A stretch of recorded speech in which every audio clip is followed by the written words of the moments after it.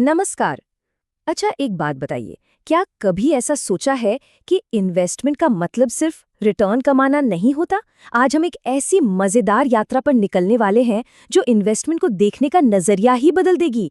ये सिर्फ पैसा बनाने की बात नहीं है। नहीं, ये तो अपने लिए एक मजबूत फाइनेंशियल घर बनाने जैसा है जिसकी नींव एकदम पक्की हो। तो चलिए शुरू करें। तो जरा 1 मिनट रुककर इस सवाल के बारे में सोचते हैं। जब भी कोई इन्वेस्टमेंट शब्द सुनता है तो सबसे पहले दिमाग में क्या आता है? भाई, रिटर्न कितना मिलेगा, यही ना? अगर ऐसा ही ख्याल आता है तो इसमें कोई नई बात नहीं, ज्यादातर लोग ऐसा ही सोचते हैं। लेकिन क्या बस यही पूरी कहानी है? चलिए पता लगाते हैं। और बस यहीं से कहानी में एक ट्विस्ट आता है। जब हम सिर्फ रिटर्न रिटर्न रिटर्न के पीछे भागते हैं एक अंधे दौड़ में, तो अक्सर वो छोटी छोटी दरारें नज़रअंदाज हो जाती हैं जिन पर हमारा पूरा फाइनेंशियल फ्यूचर टिका होता है। और सच कहूँ तो ये एक ऐसी दौड़ है जो हमें मंजिल तक पहुंचाने के बजाय किसी गड्ढे में भी गिरा सकती है। तो सवाल ये है कि इस अंधी दौड़ से बचें कैसे? रास्ता क्या है? देखिए, इसका जवाब एक मल्टी डायमेंशनल अप्रोच में है। मतलब चीजों को कई एंगल से देखने में। हम इसे कहते हैं इन्वेस्टमेंट के 5 पिलर्स या 5 स्तंभ। समझ लीजिए कि ये आपके फाइनेंशियल फ्यूचर का एक पूरा का पूरा ब्लूप्रिंट है। तो ये हैं वो 5 पिलर्स जो आपके फाइनेंशियल घर को एकदम मजबूत बनाते हैं। रिटर्न, रिस्क, लिक्विडिटी, प्रोटेक्शन और टैक्स। इसको ऐसे समझिए जैसे किसी बिल्डिंग के 5 खंबे होते हैं ना। अगर एक भी खंबा जरा सा भी कमजोर हुआ तो क्या होगा? पूरी की पूरी इमारत खतरे में आ जाएगी। बिल्कुल वैसा ही है। तो चलिए एक एक करके समझते हैं। सबसे पहले बात करते हैं पहले पिलर की, रिटर्न। ये तो सीधा साधा है, मतलब वो प्रॉफिट जो इन्वेस्टमेंट से मिलता है। लेकिन यहाँ एक कैच है। हमें देखना होता है रियल रिटर्न। जैसे मान लीजिए कि 10% का रिटर्न मिला, बहुत बढ़िया।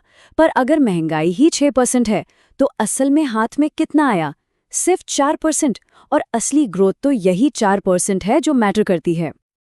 अच्छा, अब आते हैं रिटर्न के जुड़वा भाई पर, और वो है रिस्क। ये दोनों हमेशा साथ साथ चलते हैं, जैसे जय और वीरू। रिस्क का मतलब है अनिश्चितता। सीधा सा नियम है, जितना बड़ा रिटर्न चाहिए उतना बड़ा रिस्क लेना पड़ेगा। यहाँ सबसे जरूरी बात ये समझना है कि कोई कितना रिस्क लेने में कंफर्टेबल है। मतलब अगर इन्वेस्टमेंट थोड़ा ऊपर नीचे हो जाए तो क्या रात को चैन की नींद आएगी? ये सवाल खुद से पूछना बहुत जरूरी है।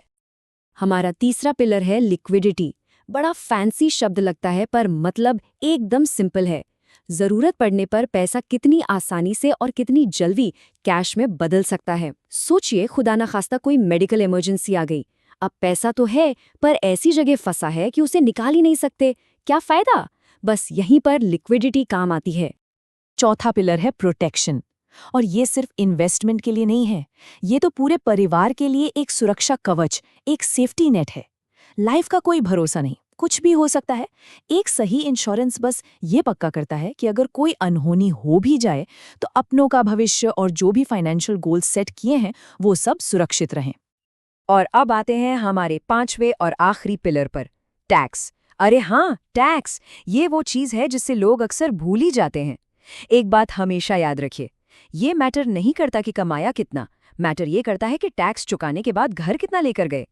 क्या इन्वेस्टमेंट स्ट्रैटेजी ऐसी है जो ज्यादा से ज्यादा पैसा जेब में रखने में मदद करे? ये सोचना भी जरूरी है। तो ठीक है, अब इन 5 पिलर्स की थ्योरी तो समझ आ गई, पर असल जिंदगी में क्या होता है जब लोग इन्हें इग्नोर कर देते हैं? चलिए कुछ रियल लाइफ कहानियां देखते हैं और ध्यान से सुनिएगा। ये वो आम गलतियां हैं जो शायद हम में से कोई भी कर सकता है।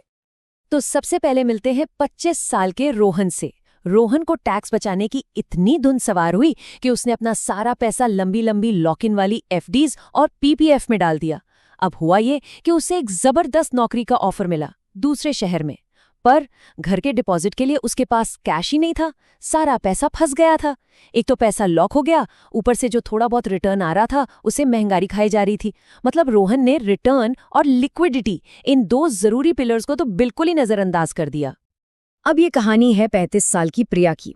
प्रिया ने सोचा कि एक दूसरा घर खरीद लेती हूँ, इन्वेस्टमेंट सेफ रहेगा। पर हुआ उल्टा। उस घर से किराया इतना कम आता था कि बैंक की ईएमआई भी मुश्किल से निकलती थी।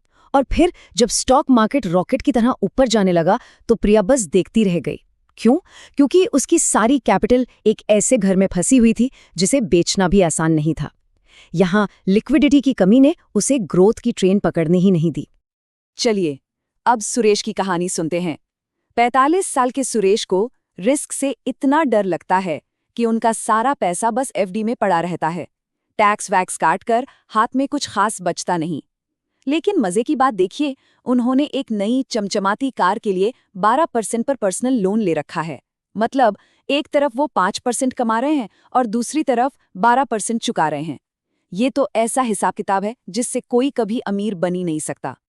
और आखिर में 55 साल की लक्ष्मी जी, उन्होंने हमेशा की तरह सोने में इन्वेस्ट किया, ये सोचकर कि इससे सेफ क्या होगा।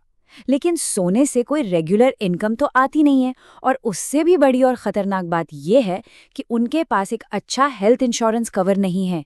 सोचिए, अगर कोई बड़ी मेडिकल इमरजेंसी आ गई तो उनकी जिंदगी भर की कमाई हफ्तों में खत्म हो सकती है। यहाँ जो प्रोटेक्शन वाला पिलर गायब है ना, वो एक टिक टिक करते टाइम बॉम्ब जैसा है। तो इन सारी कहानियों से हम क्या सीखते हैं?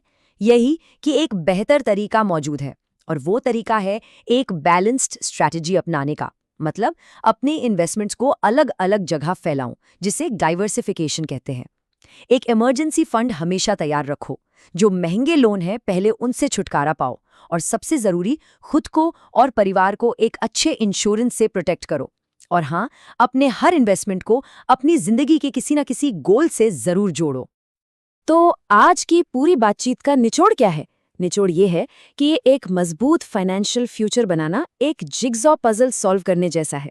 आप सिर्फ एक टुकड़े पर फोकस नहीं कर सकते। आपको ये देखना होगा कि सारे के सारे 5 टुकड़े, यानी हमारे 5 पिलर्स, एक साथ कैसे फिट होते हैं ताकि एक पूरी सही तस्वीर बन सके। एक बात हमेशा याद रखिएगा, एक अच्छी फाइनेंशियल प्लानिंग वही है जो आपके लिए काम करे, आपकी जिंदगी के गोल्स से जुड़ी हो और इन 5 पिलर्स के बीच एक सही बैलेंस बनाए रखे। यही आपकी पर्सनल फाइनेंशियल सक्सेस की चाबी है। और अब मैं इस पूरी बातचीत को एक बहुत ही पावरफुल सवाल के साथ खत्म करना चाहूंगा। आज ही जरा ईमानदारी से अपनी फाइनेंशियल प्लानिंग को देखिए। इन 5 पिलर्स में से कौन सा सबसे कमजोर लग रहा है? और सबसे जरूरी सवाल, उसे मजबूत करने के लिए आज अभी वो पहला छोटा सा कदम क्या उठाया जा सकता है?